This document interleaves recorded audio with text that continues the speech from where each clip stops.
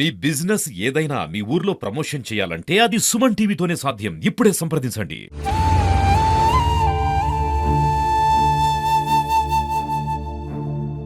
దీంట్లో ఉంటే మనం ఏమవుతామని ఇద్దరు ఒకళ్ళొకరు పట్టుకొని దిగారు.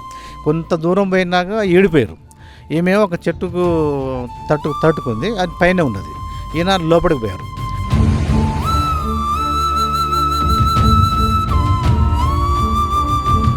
ఎక్కడికి వెళ్ళినా సరే వాళ్ళిద్దరు వెళ్తారు. ఒక తండ్రి కూతురు కాకుండా ఒక ఫ్రెండ్లా ఉండేవాళ్ళు.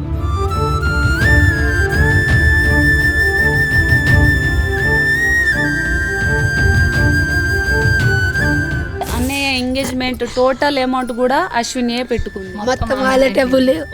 నువ్వు వద్దు, నేను పెడతా కదా. మా అన్నయ్యకి ఏం కావాలో వాళ్ళ డాడీ అసలు ఎక్కి చూడేది. 4 రోజుల క్రితమే ఆ ఇంట్లో నవ్వులు పడ్డాయి, సంతోషాలు విరబూశాయి, ప్రేమలతో అనుబంధాలు పులకించాయి, ఆనంద భాష్పాలతో అందరూ సంతోషంగా ఉన్నారు. కానీ ఇంతలోనే మృత్యువు దాడి చేసింది. ఆ ఇంటిలో ఉన్న సంతోషం మొత్తాన్ని దుఃఖంగా మార్చేసింది, ఆనందాలను కన్నీళ్లుగా మిగిల్చింది. ఈ కథ ఎవరిదో తెలుసా? మొన్న ఆకేరు వాగులో కొట్టుకుపోయి ప్రాణాలు విడిచిన ప్రొఫెసర్ అశ్విని కథ.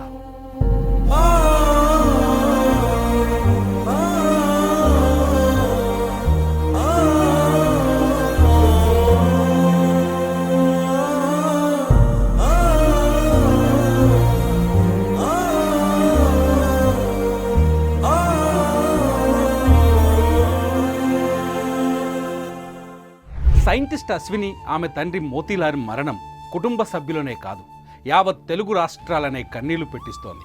హైదరాబాద్ ఎయిర్పోర్టుకు వెళ్తుండగా మహబూబాబాద్ జిల్లా మరిపెడ మండలంలో రోడ్డు దాటుతుండగా ఆకేరు వాగు వారిని మింగేసింది.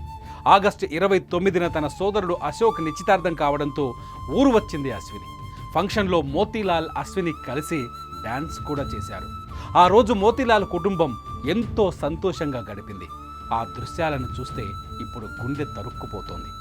మా తమ్ముడు గారు చేసిండు. నేను ఇట్లా మునిగిపోతానా, మీకు కూడా ఫోన్ చేశాను. ఇక్కడ దాకా వచ్చింది. కార్లో ఉండి కూడా నేను ఇక్కడ దాకా మాకు వాన వచ్చింది, నేను మునిగిపోతాను, మీరు మాకు కాపాడండి, రాండి, ఎవరిని తీసుకొని రాండి అని ఒకేసారి అన్నాడు. అన్నాక కూడా మేము దబ్బున బండి వేసుకొని వచ్చిండు. మా పిల్లలు ఏం చేసిండ్రంటే, మా అమ్మ ఏమైనా అయిపోయింది తమ్ముడు మాట అయిని అనేసి నాకు చెప్పకుండా వెళ్ళారు. వెళ్ళినాక నాకు ఫోన్ చేసిండ్రు.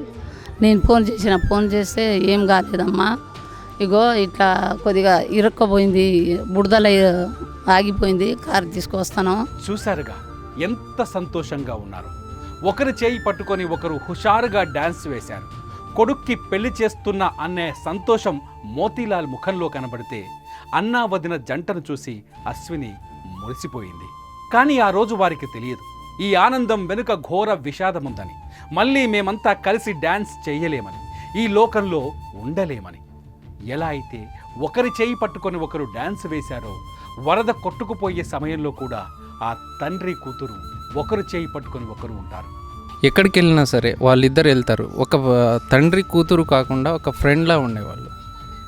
అదేవిధంగా చివరికి ఇప్పుడు మునిగిపోతున్నప్పుడు కూడా ఒకరి చెయ్యి ఒకరు ఇడిచిపెట్టుకోకుండా ఇద్దరు మునిగిపోయారు.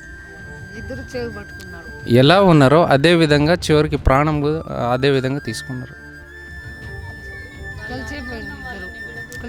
అంత ధైర్యం అంటే యాక్చువల్లీ మనం ఆ కార్లో ఉండి వాటర్ మొత్తం పీకల వరకు వచ్చే టైంలో మనకు అంత డేర్ కూడా ఉండదు.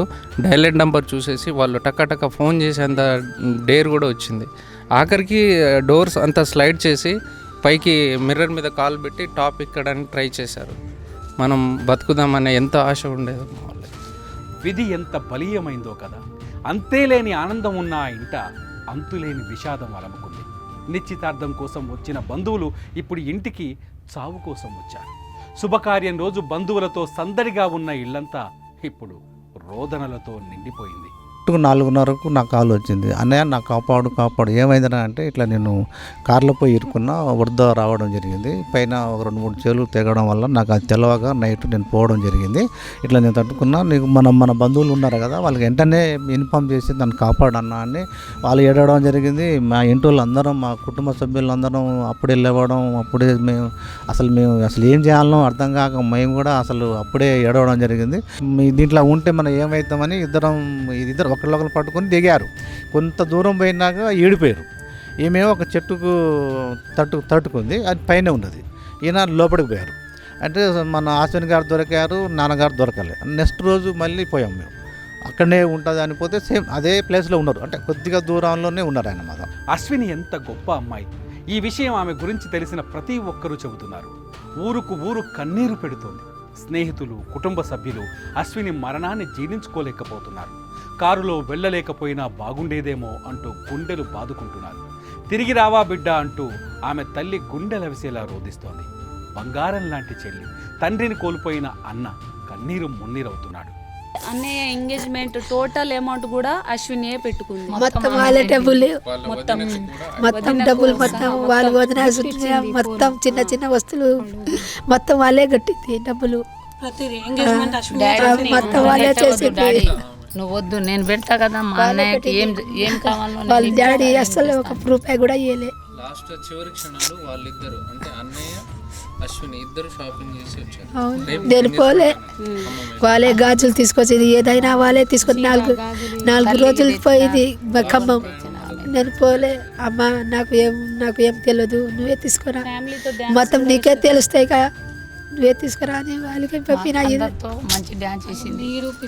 यकीन एक छोड़े नहीं कति बड़ी थी घरे ना आवे तो पिल जम चल बेटी गामे ने अनुगे कार घाले ताड़ी बेसार ले जानो फिर लावे तो बोर लगे चल तो 1 घंटा छोड़े नहीं यकीन एक छोड़े नहीं.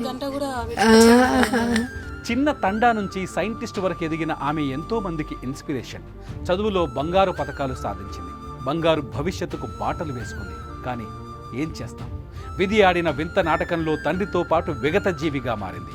ఇలాంటి విషాదం ఏ కుటుంబంలో కూడా రాకూడదని కోరుకుందాం.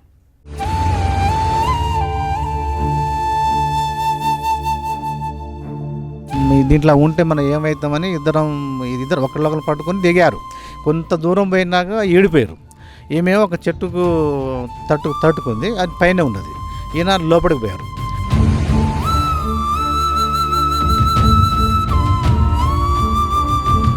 ఎక్కడికి వెళ్ళినా సరే వాళ్ళిద్దరు వెళ్తారు. ఒక తండ్రి కూతురు కాకుండా ఒక ఫ్రెండ్లా ఉండేవాళ్ళు.